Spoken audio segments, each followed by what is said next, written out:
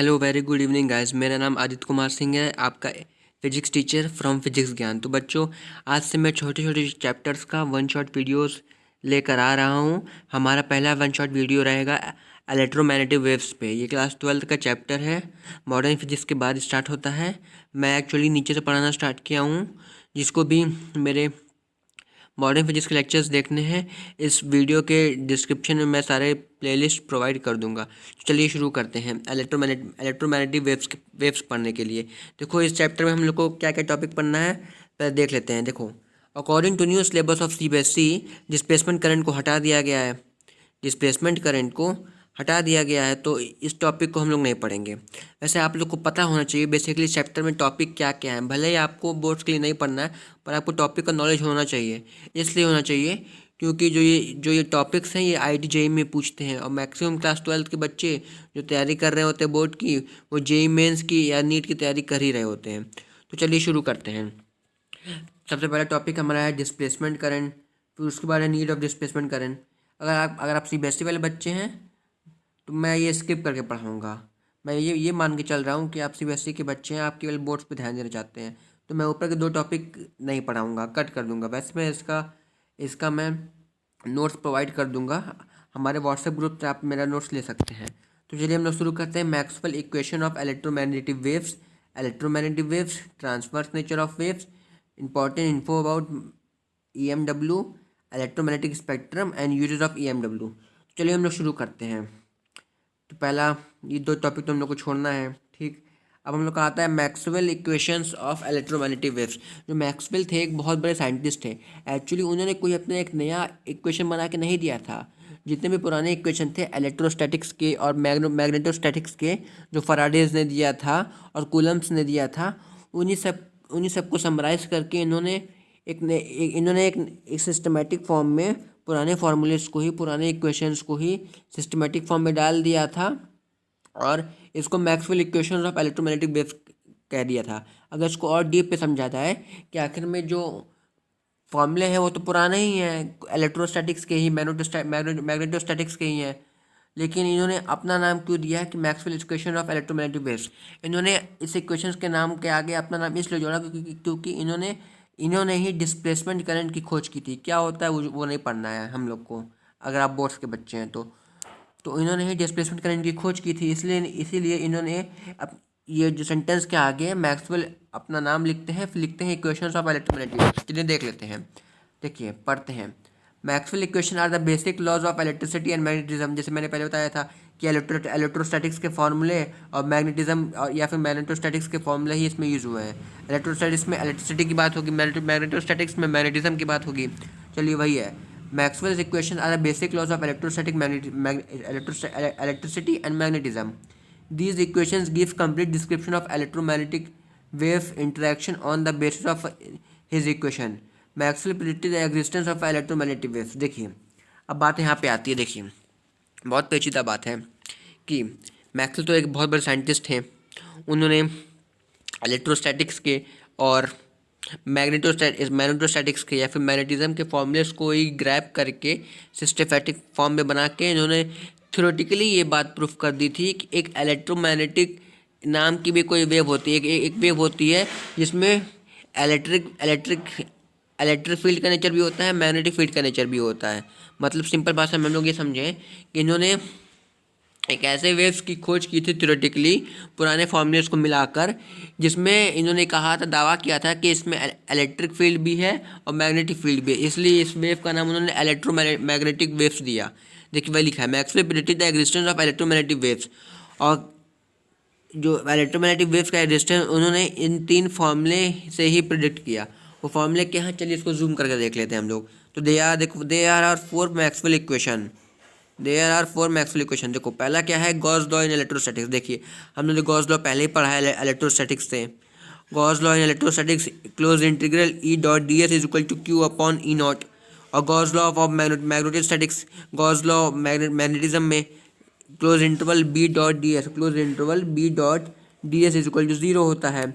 अब हम लोगों ने ये भी एक फॉर्मूला पढ़ा है, Faraday's law of electromagnetic induction. हम लोगों ने मैग्नेटिज्म और करंट चैप्टर में पढ़ा है, close integral E dl equal to -dϕ/dt। ये हम लोगों ने पढ़ा है। और एम्पियर्स, ये सब देखिए हमारे पुराने फॉर्मूलेज हैं। देखिए ये हमारा एनसीईआरटी के देखिए ये हमारा जो चैप्टर है एनसीईआरटी के बेसिस से 8वां चैप्टर है। तो इस 8वें चैप्टर में चैप्टर फर्स्ट से लेकर चैप्टर 7 तक में जितने भी फॉर्मूले हैं सबको इसमें समराइज कर दिया गया है। इस तरह से आप लोग समझ सकते हैं, क्योंकि देखिए आप खुद देख सकते हैं integral E dot D S, integral B dot D S, integral E dot D L और integral B dot D L, ये सब पुराने फॉर्मूलेज ही हैं जो आप लोग ने पढ़ चुके हैं। आई होप मुझे बताने की जरूरत नहीं पड़ेगी। तो देखिए ये हम इस फॉर्मूले से हम लोग वाकिफ़ हैं पहले कि integral close integral E dot D L equal to minus D phi by D T होता है। और एम्पियर मैक्सवेल सर्किट लॉ, ये एक नई चीज़ है।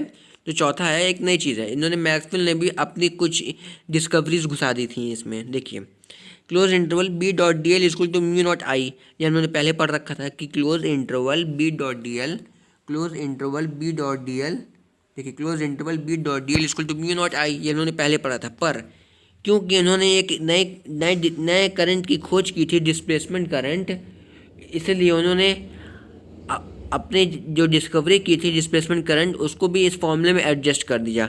Integral B dot D L equal to mu naught I C plus I D.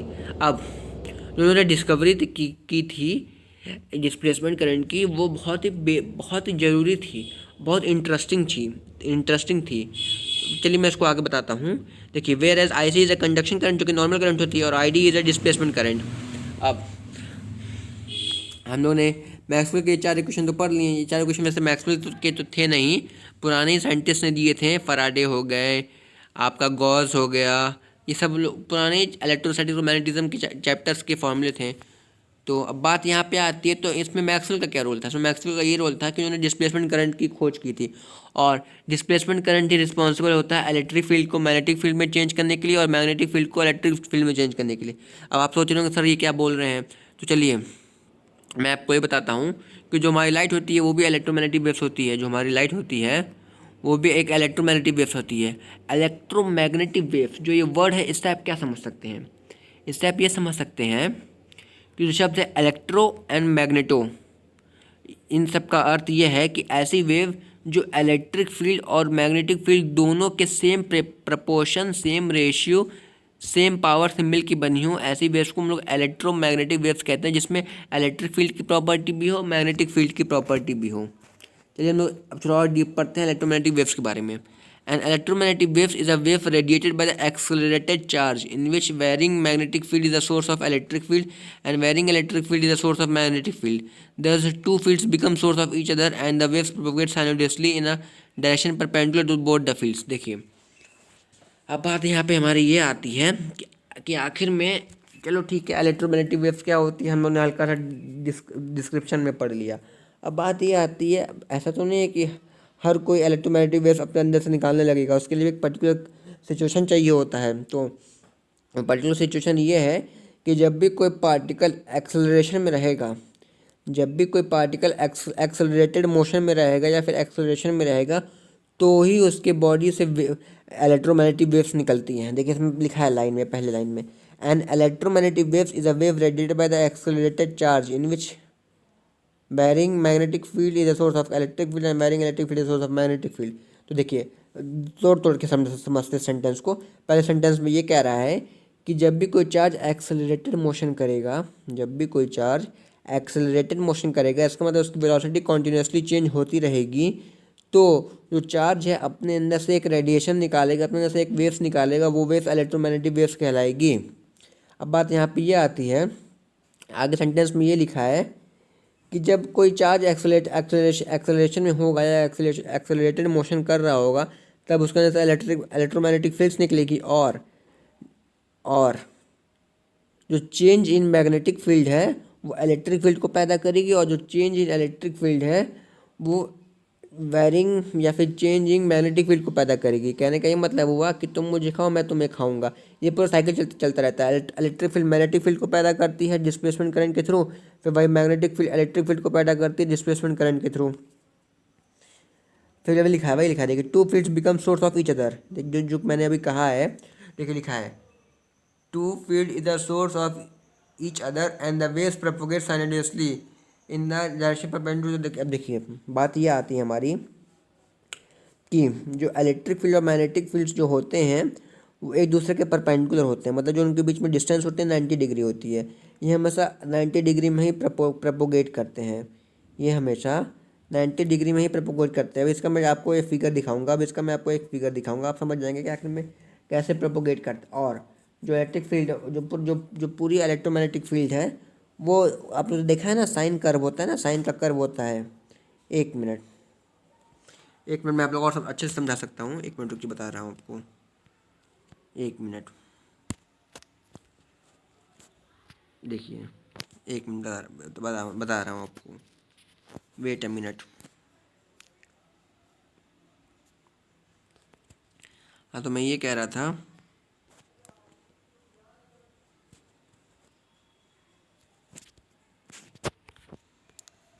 Yes, एक minute बच्चों, एक मिनट रुको, मैं माउस लगा लूँ अपना, माउस कहाँ है, हाँ, ये देखिए, ये हमारा एक कर्व हो गया, ये है, ये हमारा एक साइन का कर्व है। आप लोगों ने देखा होगा ना साइन का ग्राफ कैसा होता है, आप लोगों ने देखा होगा। देखिए, फिर से देखते हैं,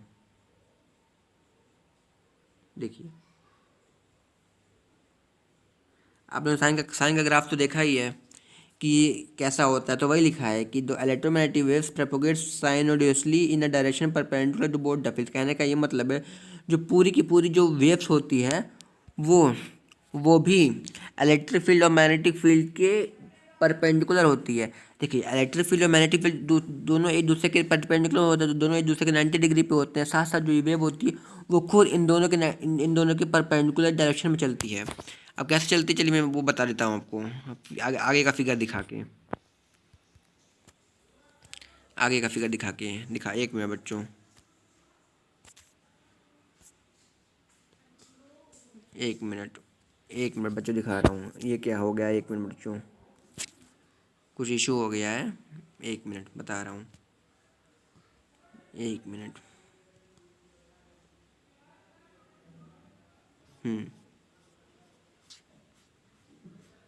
हाँ, तो मैं ये कह रहा, अब आप लोगों ने ग्राफ देखा, साइन का ग्राफ कैसा होता है, तो उसी तरह से हमारा ये भी प्रपोगेट करता है इलेक्ट्रोमैग्नेटिक वेव्स। अब चलिए चलते हैं हम लोग दूसरे टॉपिक पे, ट्रांसवर्स नेचर ऑफ वेव।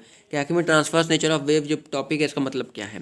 देखिए, electromagnetic waves are the transverse in nature such that the electric and magnetic fields are perpendicular to each other and to the direction of a wave propagation। देखो, मैंने वही कहा था आपको कि electric field और magnetic field दोनों एक दूसरे के परपेंडिकुलर होते हैं, साथ साथ वो वेव प्रोपोगेशन के भी परपेंडिकुलर होते हैं। Electric field and magnetic field B in electromagnetic waves are in the same phase. कहने का मतलब ये देखिए, सबसे पहले हम लोग ये देखते हैं, सबसे पहले हम लोग ये देखते हैं, देखिए, जो ई वाला है, देखिए, जो ई वाला है, जो ई वाला है वो इलेक्ट्रिक फील्ड है। देखिए, जो ये ई वाला है वो इलेक्ट्रिक फील्ड है, और जो बी वाला है वो मैग्नेटिक फील्ड शो कर रहा है। तो दोनों देखिए 90 डिग्री के डिस्टेंस पे, दोनों के बीच में एंगल 90 डिग्री है। और जो ये सी है, जो एरो जा रहा है, ये सी है, जो ये सी है ना, जो ये सी है, वो वेव का प्रोपोगेशन का डायरेक्शन है। कहने का मतलब ये तीनों आपस में परपेंडिकुलर होते हैं। अगर आपको डाउट्स हो रहा है तो मैं आपको इसका नोट्स प्रोवाइड कर दूंगा। ये नोट्स मैंने बहुत मेहनत से बनाया है। तो देखिए, जो सी है वो वेव्स के प्रोपोगेशन की डायरेक्शन है, और जो रेड वाला है वो इलेक्ट्रिक फील्ड है, और जो रेड वाला है वो इलेक्ट्रिक फील्ड है, और जो ब्लू वाला है वो मैग्नेटिक फील्ड है। तीनों एक दूसरे के एक दूसरे के परपेंडिकुलर होते हैं। अब बात यहाँ पे ये आती है कि इसका कुछ फॉर्मूला होता है कि आखिर में इस इलेक्ट्रोमैग्नेटिक वेव की स्पीड क्या होगी। तो इलेक्ट्रोमैग्नेटिक के वेव की स्पीड निकालने के लिए हमारे कुछ फॉर्मूले दिए हैं कि C equal to E naught upon B naught is equal to, ये आप देख सकते हैं, मैं नोट्स प्रोवाइड कर दूंगा, आप देख लेंगे। यार कोई बड़ा चीज़ नहीं है, ये कॉमन चीज़ है। इसमें बेसिकली लाइट की स्पीड निकालने का तरीका बताया है कि mu naught E naught are the absolute permittivity and absolute permittivity of free space. चलिए आगे बढ़ते हैं अब। हाँ, इंपॉर्टेंट कैरेक्टरिस्टिक्स ऑफ इलेक्ट्रोमैग्नेटिक, ये इंपॉर्टेंट है कि important characteristics of electromagnetic waves. देखिए, there are some important characteristics of EMW। The energy in electromagnetic waves is divided on average equally between electric field and magnetic field. कहने का मतलब ये है कि जितने कि इलेक्ट्रोमैग्नेटिक वेव्स में जितनी एनर्जी इलेक्ट्रिक फील्ड के पास होगी, उतनी ही एनर्जी मैग्नेटिक फील्ड के पास भी होती है। दोनों में इक्वली बटी रहती है एनर्जी। और एनर्जी कितनी किसके पास होती है, उसको निकालने का ये फॉर्मूला है कि U is equal to half E naught E square plus B square upon 2 mu naught. इसमें ई नॉट और म्यू नॉट की वैल्यू फिक्स रहेगी।